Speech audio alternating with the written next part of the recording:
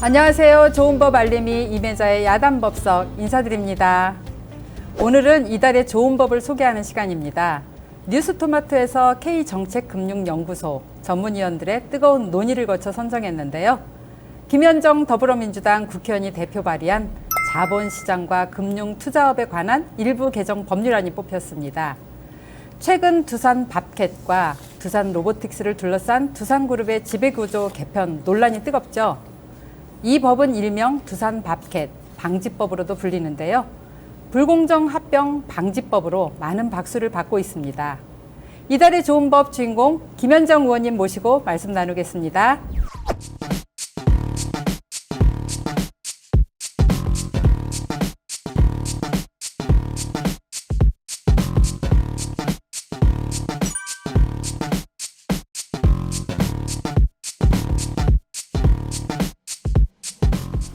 안녕하세요. 김현정 의원님 어서 오세요. 네, 반갑습니다. 네. 네. 지역구가 경기도 평택시 병이잖아요. 네. 평택에서 올라오신 건 아니죠? 평택 아침에 올라왔죠. 아, 네. 아침 매일 5시 반에 출근합니다. 5시 국회로, 반에요? 예. 5시 반에 출근하시려면 몇 시에 일어나세요? 5시 인나죠. 30분 만에 준비하시고. 네. 출근 시간에 오면 차가 많이 막혀가지고 5시 네. 30분에 올라옵니다. 네. 네. 거기에 그 삼선 국회의원 지냈던 유이동 의원 지역이었잖아요. 네. 네. 정책위 의장도 하시고. 예. 그 당당히 꺾고 국회에 입성하셨는데 네. 소감 한 말씀 해주세요. 뭐 4년 전에 1.56포인트 차이로 제가 졌었거든요. 그때 너무 안타깝게 유이동 졌어요. 의원한테. 근데 4년 만에 또 이제 평택시 갑을마 있었는데 병이 이번에 신설됐거든요. 네. 신설된 곳에서 다시 또 리턴 매치가 또 됐어요. 네네. 그래서 이번에 제가 9.23포인트로 서러겠습니다. 잘하셨습니다.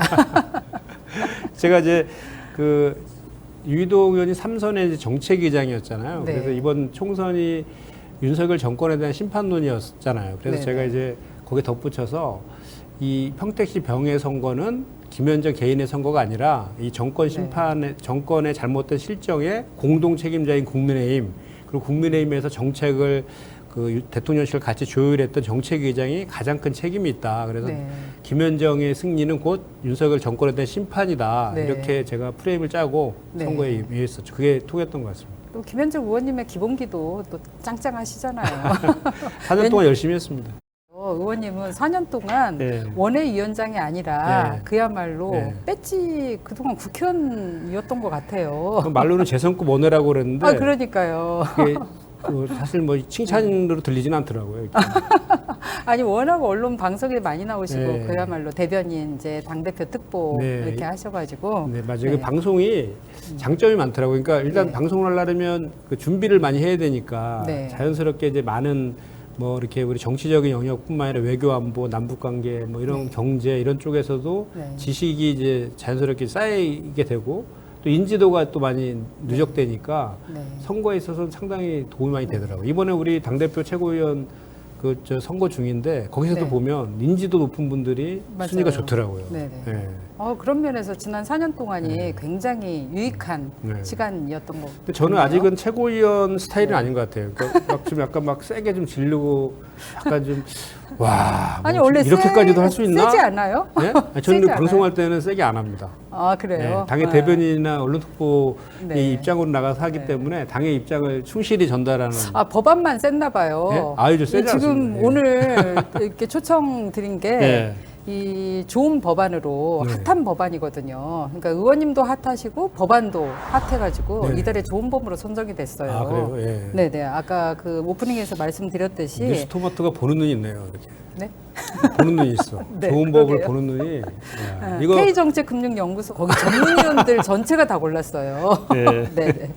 감사합니다. 오늘 특별히 김현정 의원님 모신 이유는 이달의 좋은 법안으로 김현정 의원님이 대표 발의하신 법안 자본시장과 금융투자업에 관한 일부 개정 법률안. 근데 이게 너무 길잖아요. 네. 사실은 이 법안을 이렇게 풀네임으로 말하시는 분은 한 분도 못 봤어요. 그냥 그야말로 불공정 합병 방지법 예. 이렇게 부르고 또 요즘 두산 네. 사태가 굉장히 핫하더라고요. 핫합니다. 네, 두산 밥캣하고 두산 로보틱스 이 둘러싼 두산그룹의 지배구조 논란이 지금 뜨겁잖아요. 네. 그런 와중에 이 법을 발의를 하셔서 과연 이 법이 어떤 법인지 좀 설명 좀 아주 명쾌하게 네. 설명 좀 해주세요.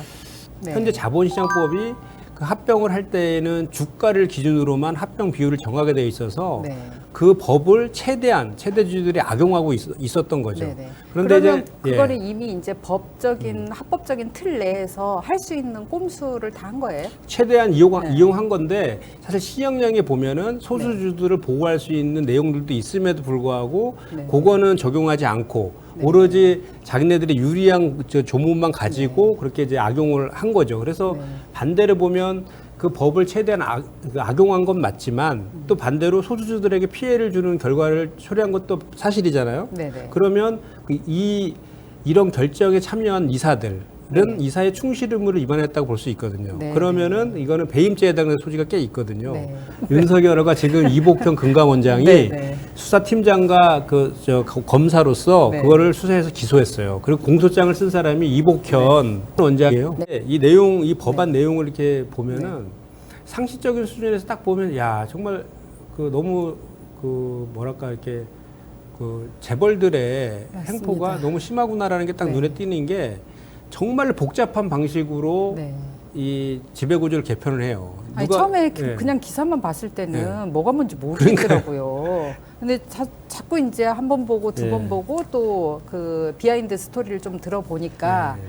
대주주의 알짜 계열사 지배력을 강화하는데 그러면 실제 소수 개인 투자자들의 이익은 굉장히 침해를 받는 거잖아요. 맞아요. 네, 맞죠? 예. 네. 제가 요거를 약간 복잡할 수 있는데 좀 말씀을 좀 드리면은 네. 그 두산이라는 지주사가 있어요. 네. 그 지주사가 있는데 거기에 이제 계열사로 두산 에너빌리티가 있고 네. 두산 로보티스가 있는 거예요. 네네. 있는데 두산 에너빌리티를 인적 분할을 해요. 네. 그러니까 원래 사업관. 그러면 두산 밥캣은 예. 에너빌리티의 에너빌리티의 자회사였죠. 자회사였죠. 네. 자회사였는데 그 두산 에너빌리티를 이제 그 존속법인 하나하고 네. 그 두산 밥켓을 자회사로 두고 있는 신설법인 이렇게 네. 두 개로 인적 분할을 해요. 그러니까 갑자기 신설법인이 예. 나타나더라고요. 그렇죠. 그래서 그 신설법인만을 신설법인은 이제 비상장 법인이 되는 거예요. 네. 그 신설법인을 두산 로보티스랑 합병을 해요. 네. 이렇게 일단 먼저 합병한 다음에 다시 두산 로보티스랑 두산 밥켓을 네.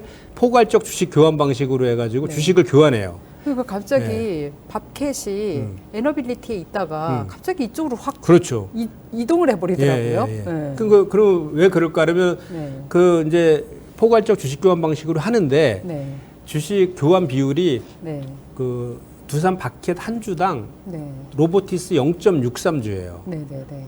그러니까 두산 로보티스를 더 많이 쳐준 거죠. 네. 근데 현재 주가대로 하면은 두산 로보티스가 높아요. 네. 그 이유는 뭐냐면 그러니까 표면적으로만 예, 보면 예. 마치 이익이 침해 안 된 것처럼 그렇죠. 느껴지잖아요. 그래서 제가 아까 말한 것처럼 최대한 이 법을 악용하고 있다라는 거고 네. 지금 사실 로봇이나 AI 이렇게 하면 주가들이 많이 이제 고평가되어 있는 게 있잖아요. 그래서 네. 그런 차원에서의 두산 로보티스는 주가가 8만 원 정도 하고 있는 거고 두산 밖에서는 누가 봐도 정말로 알짜배기 회사예요. 네네. 이게 뭐냐면 옛날에 두산 인프라코어라고 캐시카우 뭐 그런 그렇죠. 표현을 두산 맞아요. 밥캣에 네. 쓰더라고요. 그러니까 네. 두산 밖에서는 작년 매출이 10조가 넘었어요. 네.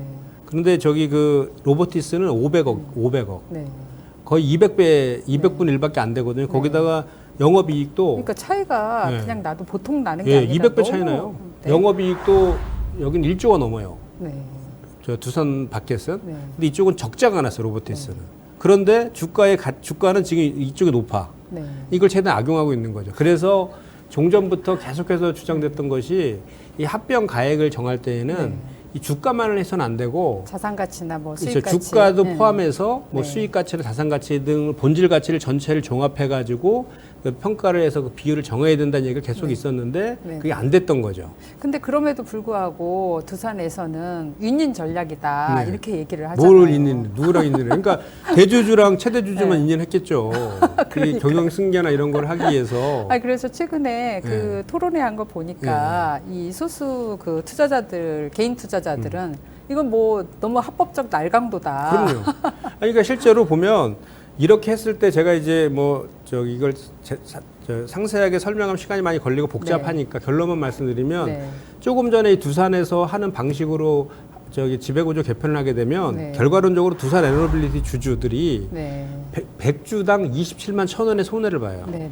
네, 손해를 보게 돼 있다고. 네. 그런데 거꾸로 이제 지주사인 두산은 네. 그 두산 밖에 있죠. 알짜배기 회사잖아요. 네네, 누가 네네, 봐도. 네네. 알짜배기 회사에 대해서 13.8%만 갖고 있었거든요. 네. 근데 이렇게 바뀌면은 몇 프로 갖고 있는지 아세요? 42%로 올라가요. 아, 그러니까 대주주는 42%가 거기서 45% 예. 이렇게 나오는 거구나. 왜냐하면 지주사인 두산 로보티스의 지분을 42% 갖고 있거든요. 네. 근데 아까도 말씀드렸지만 두산 바켓과 두산 로보티스를 네. 포괄적 주식 교환 방식으로 하게 되고 네. 하게 되면 네. 두산 바켓이 100% 자회사가 돼요. 네. 로보티스에. 그리고 두산 바켓을 상장 폐지시키거든요. 네. 그러니까 그대로 두산 로보티스를 갖고 있는 42%가 그대로 두산 바켓에 적용되는 거죠. 네네. 그러니까 그냥 지주사는 기사로만 좋아지고. 보면 네. 진짜 그야말로 인적 분할, 합병, 네. 포괄적, 주식 교환. 주식 교환. 네, 네. 네. 너무 복잡하잖아요. 네. 그럼 왜 이렇게 꼼수를 쓰느냐? 네. 이게 보면 이게 사실은 되게 간단하잖아요. 그러니까 이게 지금 네. 그냥 팔면 되는데 안 파는 이유가 뭐냐면요. 네. 이 에너빌리티가 두산 바켓의 최대 주주예요. 최대 네. 주주. 그 최대 주주가 매각을 하게 되면 경영권 프리미엄을 받아야 돼요. 그게 판례로 보면 보통 30% 돼요. 네. 그러니까 이 두산은 그러니까 그 대주주의 이익을 위해서 그 경영권 프리미엄을 포기하면서 네. 소수주들에게 27만 1,000원의 손해를 끼치는 방식으로 네. 지금 이렇게 네. 합병을 한 거예요. 네. 그러니까 되게 편법적인 거고 네. 그 현재 자본시장법을 최대 악용했다라고는 하지만 네. 이사의 배임에 해당될 여지가 대단히 네. 높아요. 그리고 또 하나는 네. 우리 그 이 자본시장법 시행령에 보면 네. 이런 조항도 있거든요. 그러니까 합병을 할 때 그 10%의 범위 안에서 할증도 해줄 수 있고 네. 또 10%의 범위 안에서 감액도 할 수 있어요. 제가 이 의원님이 내신 그 네. 개정안 네. 이 법안이거든요. 네네. 이것만 가져왔는데 사실은 시행령까지 다 디테일하게 봐야 되네요. 그러니까 네. 지금 현재 두산은 법 안에서 했다라고 주장하지만 네. 지금 현재 그 법의 시행령에 의해서도 소수주들한테 피해를 주지 않는 방법도 있었는데 그걸 네네. 안 쓴 거예요. 그 얘기를 내가 하는 거예요. 왜냐하면 네. 좀 전에 말했지만 10% 이상 할증도 해줄 수 있고 감액도 할 수 있거든요. 그러면 예를 들어서 두산 밖의 주주들이 훨씬 더 우량한 회사인데도 불구하고 배당을 통해서 장기 투자를 하고 있는 소주주들한테 피해를 준 거잖아요. 네. 그럼 예를 들어서 근데 그 두산 밖에 한 주당 로보티스 0.63주밖에 안 주는 거를 두산 로보티스를 10% 깎고 두산 밖에 주주들을 10% 더 주는 방식으로 하면은 간극이 확 줄을 거 아닙니까? 이 방식도 현재의 자본시장법 시행령에 있다는 거죠. 근데 네. 그거는 적용하지 않았다는 겁니다. 네. 그러니까 완전히 꼼수죠. 그래서 최근에 그 이사의 충실 의무 있잖아요. 이사의 네. 충실 의무를 현재는 회사한테만 있거든요. 네. 이사가 충실 의무를 회사한테만 충실하면 돼요. 그러니까 주주들까지 확대해야 된다라는 주장을 이복헌 원장이 하고 있어요. 아, 그 상법 네. 개정을 필요성을 얘기하고 있는데 그 기재부 장관은 반대하고 있고 네. 경영계는 반대하고 있는 이런 상황이죠. 근데 그 종전에는 그런 주장을 좀 하더니 요즘에 약간 좀 그 톤다운을 좀 많이 했더라고요. 그러니까 과거에는 그렇게 했는데 안 될 것 같다는 네. 생각이 좀 드는 건지 아니면은 보이지 않는 용산의 기운들이 좀 뻗치고 있는 건지 보이지 모르겠는데 않는 이 손이 어쨌든 약간 네. 톤다운은 되고 있는데 네. 저는 그래서 그런 기조들 계속 유지해야 된다. 네. 그리고 제가 발의한 이 법안에 대해서 네. 긍정적으로 같이 검토하자 이런 제안도 좀 하고 어쨌든 그랬어요. 너무 의원님 기대가 크고요. 네, 네. 그 지금 발의하신 그 자본시장법 요거를 보면 과거 삼성생명법 그 보험업법 네, 네. 개정안 이것도 생각이 나는데 그거하고 좀 비교해서 말씀해 주세요. 그거랑 이거는 사실은 네. 전혀 다른 법안인데 네. 그 소위 삼성생명법이라고 불렸던 거잖아요. 그게 네, 네. 이것도 금융당국이 완전히 지금 그 위법 행위를 지금 범하면서까지 삼성에 특혜를 주고 있는 거예요. 네. 무슨 내용이냐면 이제 그 보험회사가 계열사의 주식을 이제 소유할 수 있는데 그 네. 소유 한도가 있어요. 소유 한도가 이제 자기 자본의 60% 또는 총 자산의 3% 중 작은 금액 네. 안에서 계열사 주식을 가질 수 있는데 네. 이 증권사라든지 은행사나 모든 업권들은 있잖아요. 그 이제 3% 총자산의 3%만 갖고 얘기해 볼게요. 네. 총자산의 3%를 그 계산할 때 공정가에 기준으로 해요. 그러니까 네. 주식 시장가 네. 그걸 기준으로 해서 3%를 적용을 하는데 보험 업권만 취득가의 기준으로 하는 거예요. 3%를. 보험업법 제 106조에 네. 총 자산의 3% 안에서 소유할 수 있다 이렇게 해놨잖아요. 근데 그 3%의 기준은 그 이제 그 모법인 보험업법이라든지 보험업법 시행령의 근거가 있어야 되잖아요. 네. 근거가 있어야 되는데 근거가 없는데 현재 그 금융위에서 만든 보험업 감독 규정에 네. 보험업권만 관련해서 그 법이나 시행령에서 아무런 이임이 없음에도 불구하고 취득원가를 하게 돼 있단 말이에요. 네. 취득원가로. 네. 그러니까 다른 증권이나 보험은 그런 게 없는데 여기만 삼성 보험만 있는 거예요. 그래서 보험만. 지금 현재 그 삼성생명 같은 경우가 총 자산이요 251조예요. 251조. 네. 251조인데 이거를 그 아까 말한 그 저기 운용 가액이 3%로 하면은 7조 5천억, 7조 5천억 정도가 되거든요. 네. 근데 아까 이거 현재 지금 그 운용하고 있는 시가 공정가액 이게 기준으로 다 하면 숫자가 들어가니까 굉장히 어렵네요. 그러니까 49조를 갖고 네. 있어요. 49조. 네. 그러니까 251조 중에 7조 5천억만 소유해야 되는데 그 이제 3% 안에서 3%로 계산하면 7.5조거든요. 네. 근데 49조를 갖고 있단 말이에요. 네. 그러니까 42조를 더 갖고 있는 거예요. 네. 그 공정가액 기준으로 하면은. 그런데 그 보험업 감독 규정에 취득 원가로 하는 거로 보험업권만 이렇게 바꿔놨다고. 네. 그렇게 되면 5조 7천억이 돼요. 네. 그러니까 지금 그 법이랑 시행령에 근거가 두지 않고 있는 보험업 감독 규정에 의해서 삼성 그 생명은 기존에 원래 다른 업권이랑 그 법대로 한다 그러면 42조를 지금 매각해야 되는 네. 일이 벌어지고 있는 거고 삼성화재도 마찬가지 네. 비슷한 이제 그런 사례인데 이 법을 이게 지금 살아 있는 거예요. 그러니까 살아 있는데 이 법을 사실은 19대 이종걸 의원님이 발의를 하셨고 네. 19, 20, 21 지난번 국회까지 네. 계속해서 발의를 했는데 그 심사소위에서 네. 사실은 논의도 안 되고 네. 그냥 뭉개버리고 네. 그러다 보니까 국회 끝나면 자동으로 폐기가 되잖아요. 네. 근데 아니 직접 발의를 좀 하시죠? 아 제가 지금 준비 네. 좀 해놨고요. 네. 네. 저 네. 시기만 보고 있습니다. 아, 네네. 시기만 보고 있고 너무 제가 네. 핵폭탄급 그 법안들을 자꾸 내가지고 한꺼번에 너무 많이 하면은 나중에 핵이 다 떨어질 것 같아가지고 좀 이게 시차를 두고 해야 될 것 같아요. 그러니까 실무자의 위법한 거는 착오였다, 수사로 뭐. 이제 하면 되고 네. 이제 법의 틀이 있는데 네. 그거를 최대한 뭐 약탈적 자본 거래를 하도록 그렇게 하는 것들은 그러니까 법을 지금은- 개정안을 내서 그러니까 지금 현재도 위법하다니까요. 네. 위법해서 네. 더 명확하게 이렇게 좀 하려고 하는 그런 그러니까요. 취지 있는 거고. 아니, 그래서 과거 삼성생명법도 그렇고 이렇게 대기업들 그 재벌들 횡포에 저항하는 법이 문제는 발의는 되는데 통과가 잘 안 돼요. 네. 그래서 김현정 의원님 이 발의 직접 하신 법 또 앞으로 향후에 핵폭탄급 그 재벌들 횡포를 저지시키는 그런 법안들 네. 발의를 하시면 네. 통과가 돼야 되잖아요. 네. 이 법 통과 가능성 어떻게 보세요?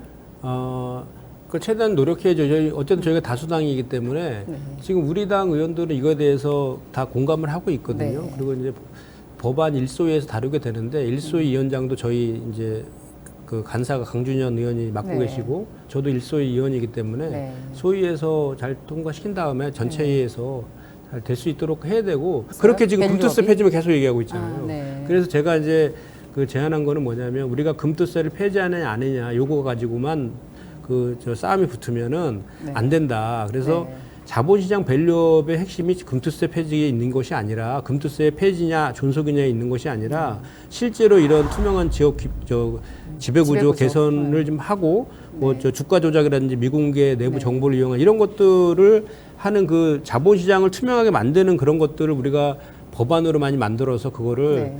그 중점 처리 법안으로 해가지고 좀 통과도 시키면서 왜냐하면 이 법안 자본시장법 이게 만약에 이번에도 물론 뭐 일소위에서 그렇게 논의를 하시겠지만 이게 통과까지 만약에 어렵고 국회에서 뭉갠다면 이제 민심이 가만히 있지 않을 것 같아요. 왜냐하면 그런 흐름이 있는데 국민동의 청원 같은 경우 윤석열 대통령 탄핵 청원도 143만 명이 동의를 했잖아요. 그래서 이 법도 마찬가지로 만약에 국회에서 뭉갠다면 국민 동의 청원 운동도 일어날 수 있겠다라는 생각이 들더라고요. 아, 왜냐하면 그러네요. 법안은 거부할 수 있어도 네. 민심은 거부할 수 없는 이 대명제가 있잖아요. 네, 제가 실제로 이 법 발의하고 네.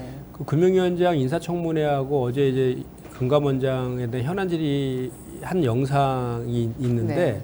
댓글에 엄청 그 우호적으로. 멋졌어요. 예. 완전 김현종 화이팅이던데요. 예, 너무 뿌듯했습니다. 뭐 이렇게 CBS는 김현종 앵커가 있고 국회에는 김현종 의원이 있고 막 그러더라고요. 민주당으로 바꾸시겠다고 하더라고요.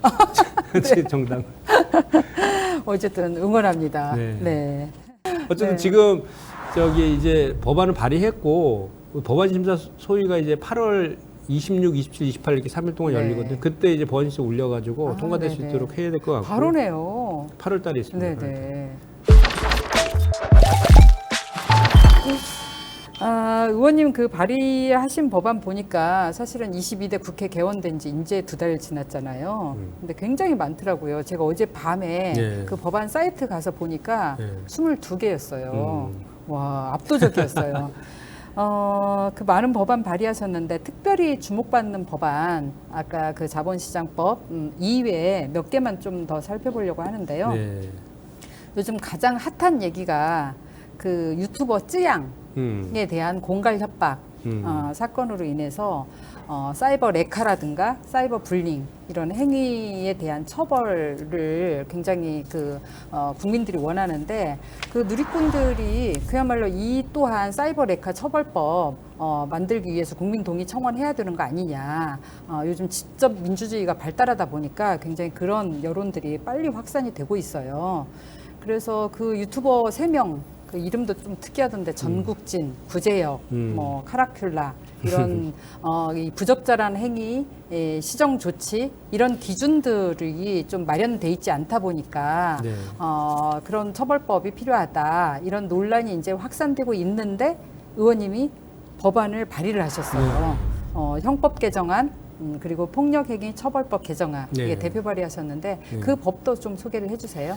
지금 성폭력특별법에 의하면 다중이 이용하는 시설 있잖아요. 뭐 네. 목욕탕이라든지 뭐 이런 쪽에 그 들어갔을 때만 이 법이 적용이 돼요. 그런데 이제 그 여성이 혼자 있는 네. 그 저기 집이 있잖아요. 네. 집이라든지 사고는 사실 그런 데서 나잖아요. 오피스텔 이런 데에 들어가면은 들어가서 실제로 그 성폭력과 관련된 행위들이 있을 때만 네. 그 법에 의해서 처벌이 되는 그 네. 형법에 의해서 처벌이 되는데 그것도 예를 들어서 성 그런 범죄를 목적으로 해서 들어갔을 경우에는 이 법이 적용되는 게 사실 맞잖아요. 네, 성폭력 특별법이. 네. 왜냐하면 성폭력 특별법은 일본법에 비해서 그 형량도 더 세고요. 네. 또 이게 그 취업 제한이라든지 또는 네. 신상 공개 이런 네, 것들이 네, 네. 더 뒤따르거든요. 네. 그래서 범죄 예방에 훨씬 더 도움이 되는 네. 측면이 있어서 네. 근데 그게 빠져 있더라고요. 그래서 그것도 네. 지금 제가 발의를 했었죠. 의원님들한테는 1호 법안이 굉장히 상징성이 있잖아요. 네, 네, 네. 자기 정치적 상징성이 또 무게나 자기 철학이라든가 방점을 찍는 법안을 발의를 하게 되는데 의원님이 1호 법안 보니까 온라인 도매시장법 이더라고요. 네. 정무위원님이신데 네. 농해 수익 관련 법안을 1호 법안으로 내신 특별한 이유가 있으실 것 같더라고요. 이게 제 총선 공약이었어요.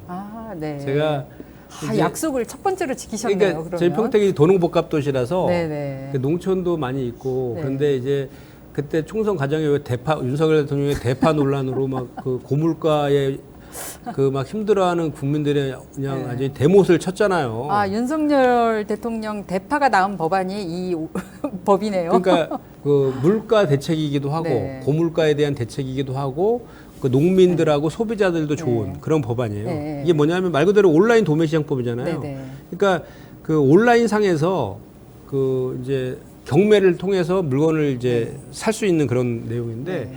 지금은 전국에서 저 농산물이 이제 나오면은 그거를 어떻게 해서 판매가 되냐면 전국에 있는 도매시장을 올리거든요. 그 네. 대표적인 게 이제 가락시장이잖아요. 네.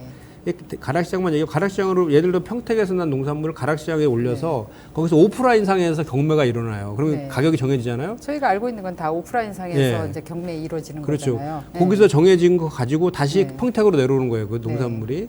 그러면 그 과정에서 왔다 갔다 하는 과정에서 같은 물류 게 비용이 한 50% 발생하는 들어가요. 거죠. 그리고 네. 근데 그것을 굳이 이렇게 할 필요 없고 온라인 상으로 경매를 하게 되면 네. 왔다 갔다 할 필요도 없고 온라인 상의 경매를 통해서 가격을 정한 다음에 평택에다가 가락시장과 같은 농산물 유통센터를 하나 지어놓으면 네. 거기서 그냥 소비하면 네. 소비자들도 가장 싼 거의 절반 네. 가격에 소비할 수도 있고 네. 그 생산자들 같은 경우도 훨씬 더 편하게 네. 이렇게 그 판매도 잘 될 수 있잖아요. 그러니까 이게 4차 산업혁명 물결이 네. 일어나면서 네. 거기에 관련된 법안들이 준비가 돼야 되는데 그런 것들을 지금 발빠르게 준비를 해주신 거잖아요. 그렇죠. 뭐 네. 그래서 통과될 가능성이 높아 보입니다. 왜냐하면 산업의 물결이 달라지니까 예, 예. 그 물결을 거부할 수는 없는 거잖아요. 그러니까요. 우리가 조선시대 뭐 세국 정책 하면서 어려워졌듯이. 맞아요. 네.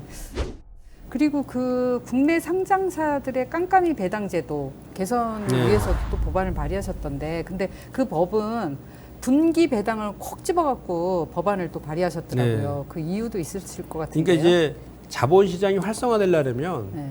사실 장기 투자가 좀 많이 있어야 되거든요.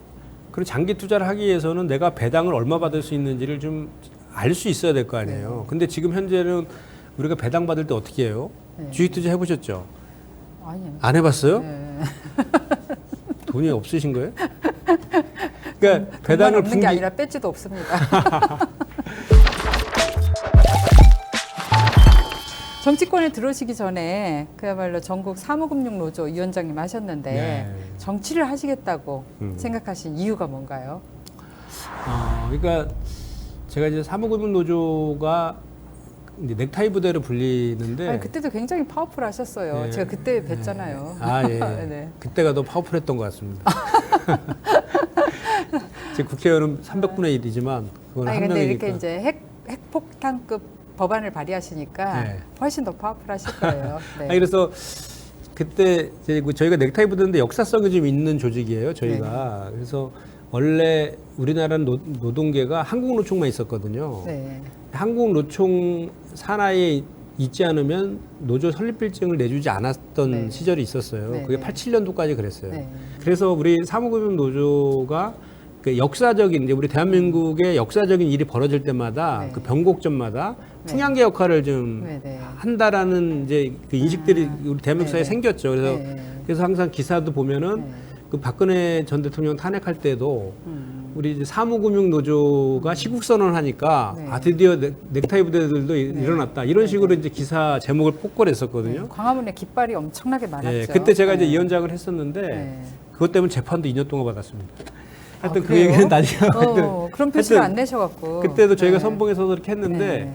저희가 이제 그런 거죠. 제가 이 얘기를 한 게 왜냐면 87년도에 이제 대통령 직선제가 일어났는데 그때 형식적 민주주의라 그랬잖아요. 네, 네, 네. 결국은 다시 군부 출신인 네. 노태우 대통령이 노태우 되는 대통령이 바람에 되고. 그 저기 혁명이 그러니까 성공적인 형식적 민주주의가 끝났다라고 네. 했는데 딱 30년 지난 97년도에 똑같은 일이 비슷한 일이 이제 벌어져서 선봉에서 네. 투쟁했는데 이제 문재인 대통령이 되면서 그 실질적 민주주의가 완성됐다. 97년이면은 저기 김대중 대통령이 2000, 됐는데 2007 2007년이죠. 연도를 2017 수정할게요. 2017년 네, 맞죠? 2017년. 네. 네. 그래서 네. 이제 그 늘 저는 이제 이렇게 그 대한민국 사회에서 중요한 그 고비마다 역할을 하는 네. 그 사무금융노련의 노조연맹의 위원장 출신이라는 걸 되게 저는 자긍심 갖고 그러네요. 역사적인 어떤 예. 변곡점에서 예, 특별한 역할, 거의 혁명적인 역할을 네, 하셨네. 그래서 저는 네. 정치를 하면서도 네. 그런 것들을 계속 이어가야 된다라는 나름대로 책임감 같은 게 좀 있는데 이 법안 반드시 예, 통과시킬 그래서 것 같아요. 저는 뭐 이렇게 그 사회적 약자라든지 네네. 뭐 서민이라든지 이런 쪽을 위한 그 네. 의정 활동을 해야 되는 건 뭐 당연한 것 같고요. 22대 국회에서 이것만은 꼭 하겠다. 예. 목표. 이것만을 꼭 하겠다 이렇게 얘기하니까 뭐 지금까지 저한테 하시긴 다 네, 지금 말씀을 하셨어요. 네, 지금 했던 뭐 그런 법안들을 네. 계속 하고 싶고 어쨌든 네. 제가 정치를 하게 된 이유가 우분투잖아요. 네. 사회연대를 법제도 개선 통해서 좀 대한민국 전역으로 확산시키려는 게 제 정치하는 의도이기 때문에 저는 그냥 정치를 왜 하냐면 딱 우분투 그러거든요. 그래서 네. 그런 사회연대와 네. 관련된 법안들을 네. 끊임없이 내고 또 토론회나 뭐 이런 거 통해 갖고 알려내고 뭐 이런 것들을 명쾌하네요. 이렇게, 예. 뉴스토마토도 경제 민주화를 꿈꾸는 언론이에요. 근데 여기 토마토가 없어요. 토마토인데. 색깔은 토마토 색깔인데. 토마토가 빨간색밖에 없나? 이게 설에 근 거는 파란색도 있지 않나요? 이게 빨간. 저희 다 예. 요즘은 다 이렇게 잘 익었어요. 응, 아니 하셨나? 겉과 속이 똑같아야죠. 지금까지 좀 무거운 법 얘기했는데 물론 뭐 무겁지도 않게 말씀을 하셔갖고 너무 재밌었고요. 좀 밸런스 게임으로 가볍게 네. 좀 게임을 해보겠습니다. 지금 민주당 전당대회 막바지로 이제 가고 있는데요. 예. 그 어대명, 어차피 대표는 이재명. 네. 인데 그걸 넘어섰더라고요. 예. 확대명으로. 그러니까요. 확실히 대표는 이재명. 그 대설은 있는데요. 이제 그래서 대표가 되고 안 되고는 이미 답이 나와 있고 득표율이 몇 % 정도 될 건지 한번 예측 한번 해주세요. 그러니까 제가 볼 때는 한 80에서 90% 사이 정도 될 것 같아요. 그래요? 예. 네. 85? 85. 예. 네. 그럼 마침 뭐 줘요? 토마토 줘요? 수박 드릴게요. 파란 토마토. 수박 드릴게요. 수박은 우리가 조심해야 돼요. 토마토 드릴게요. 토마토 주스로 드릴게요. 파란 토마토로.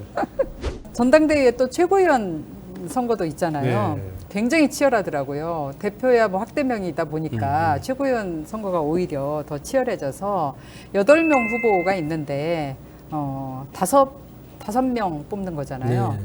정봉주, 전현희, 예. 김병주, 예. 김민석. 예. 그 마지막 한 분이 누구예요? 지금 이현주죠, 이현주. 이현주.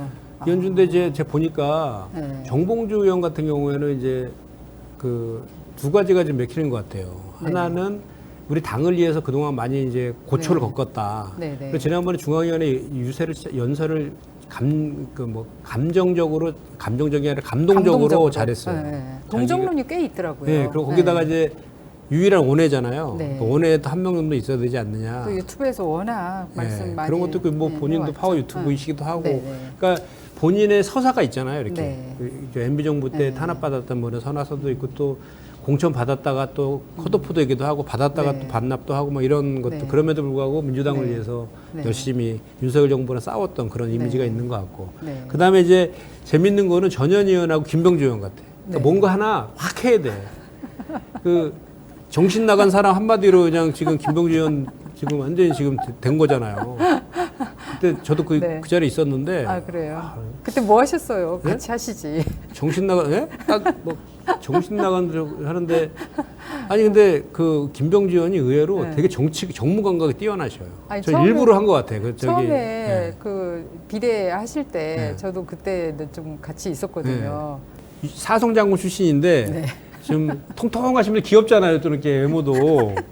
그 사성 장군 같지도 않고 근데 또 저쪽 그 그리고 정부 여당이랑 네. 막 그 할 때는 정말 막 그 네. 저거 하잖아요. 지난번에 그 무인기 뚫렸을 때도 네, 네. 그렇고 이번에 정신 맞아요. 나간 그 정신 나간 그거로 해갖고 지금 그 순위가 지금 된 것 같아요. 그리고 굉장히 친화력이 네, 뛰어나셔서요. 맞아요. 술자리에서도 뭐 그냥 한 자리에 앉아 있는 법이 없어요. 다 이렇게 돌아다니세요. 그러니까요. 그러니까 네. 그런 게 그 연세도 꽤 되신데도 네. 그런 게 이게 네. 저 정치가 체질이신 것 같아요. 아, 그 전현희 의원도 저기 그 법사위 그 청문회 할 때 네. 여기 이거 있잖아요, 이거. 데일밴드. 이거 밴드. 이거로 엄청 떴죠. 이것도 또 거기 그러잖아도 권익위원장 하면서 윤석열을 탄압받다가 여기 와서 또 여당한테 또 아니, 두들겨 맞으니까 김건희 여사 출석 요구서 네. 이렇게 갖다 주러 네. 용산 갔잖아요. 그때도 뭐 그러니까. 전투력이 장난이 아니더라고요. 그러니까요. 네. 근데 그게 보니까 저도 그 좀 아니 전투력 하면 김현정 아니에요? 아니 저는 그 네. 이렇게 공식적으로 이렇게 뭐 이렇게 네. 하고 이런 거는 제가 위원장이니까 어쩔 수 네, 없이 네. 그냥 제 역할이니까 하는 건데 저는 뭐 인위적으로 하고 막 이런 거는 아니 사실 왕년에 네. 노조위원장 네. 그 파이팅을 이제 이렇게 본령으로 돌아가세요. 노조 위원장들이 다 이렇게 막 폭력적이지 않아요. 아 넥타이 부대. 아니 저는 그런 거잖아.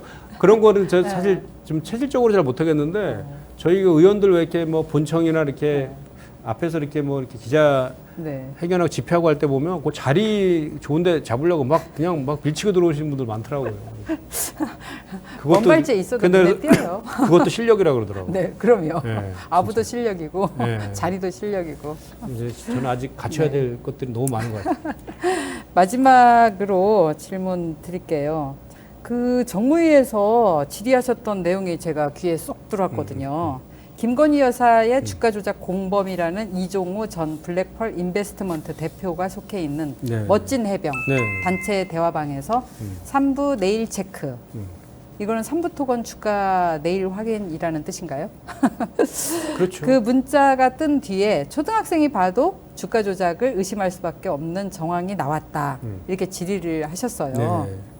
근데 3부 토건이 그 우크라이나 재건 테마주로 꼽혔잖아요. 네. 그래서 작년에 주가가 급등했는데 그 과정에서 주가 조작 세력 보이지 않는 손 작동했다고 보세요? 그런 이제 합리적 의심을 할 수밖에 없는 상황이죠. 왜냐하면 이게 사실은 그 멋진 해병이란 카톡방 이전에도 좀 볼 필요가 있는데요. 이 삼부하고 그 이종호 씨하고 김건희 씨하고의 연계성이 있다라는 의혹들이 좀 많은 게 우크라이나 전쟁이 22년 2월 달에 발발을 하거든요. 근데 그 이일준 씨라는 사람이 그 삼부 토건을 그 22년 5월 4일 전쟁이 발발하고 3개월 뒤에 무자본으로 인수해요. 그러면서 전쟁 테마저로 등극을 하거든요. 그러면서 이 삼부 체크하고 카톡방 이것이 뜬 다음에 3개월 동안에 주가가 1,000원에서 5,500원으로 거의 5.5배를 급상승하잖아요.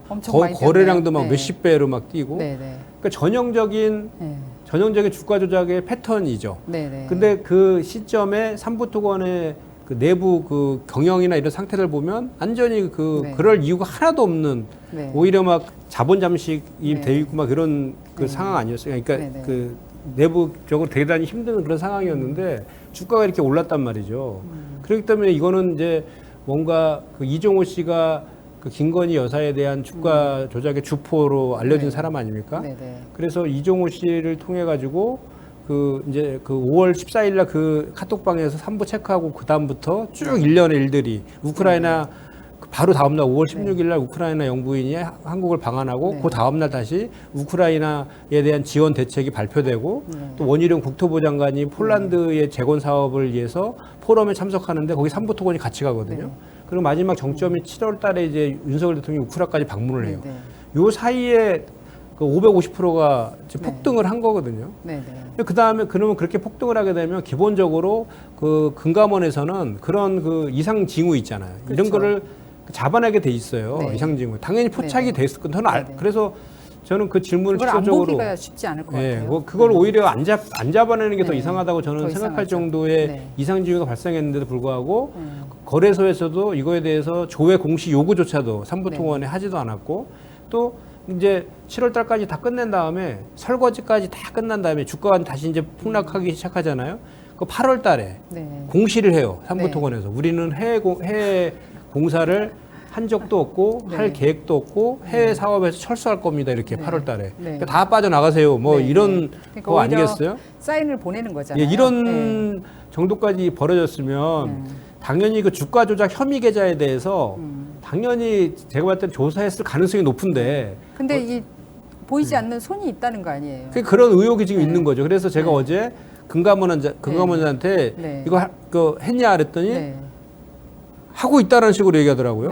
그래서 의외였어요. 왜냐하면 금융위원장은 전혀 모른다 그랬거든요.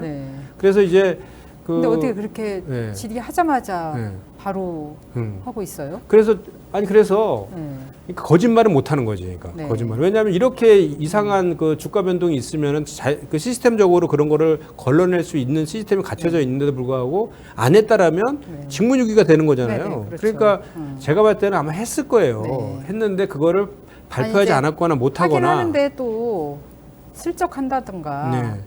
근데 그런 여러 가지 의혹들이 있는 거죠. 지금 그러니까 그 의혹에 대해서 어떻게 하느냐도 중요한 거죠. 그 단톡방에서 나오는 3부 내일 체크. 그 3부가 삼부토건입니까? 아니면 골프 3부입니까? 아니 그 임성근 사단장이 그 법사위 그 청문회 나와가지고 3부 없다고 얘기했잖아요. 골프장에는 3부 없다고. 골프 3부라고 주장을 하니까. 3부 토건이. 네, 오늘 김현정 의원님 나오셔서 정말 핵폭탄급 법안 발의해 주셨는데 이달의 좋은 법으로 뽑히셔서 귀한 말씀 많이 들었습니다. 바쁘신 의정활동 가운데서도 이렇게 자리 나와주셔서 감사드립니다. 고맙습니다. 아유, 감사합니다. 야만적 불공정. 무엇이 공정이고 무엇이 불공정입니까? 우리 사회는 공정합니까? 불공정합니까? 3부 내일 체크. 이 문자는 김건희 여사의 주가 조작 공범이라는 이종호 전 블랙펄 인베스트먼트 대표가 속해 있는 멋진 해병 단체 대화방에서 나온 문자입니다. 삼척 동자가 봐도 그 3부는 3부 토건 아닐까요? 그런데 골프 3부라고요? 3부 토건 주가 조작 의혹의 끝은 어디입니까? 보이지 않는 세력은 과연 누구입니까? 불공정으로 얼룩진 세계. 아인슈타인은 이런 말을 했죠. 불공정한 사회는 영원히 지속될 수 없다. 임혜자의 야단법석 여기서 마치겠습니다. 함께해 주셔서 감사합니다.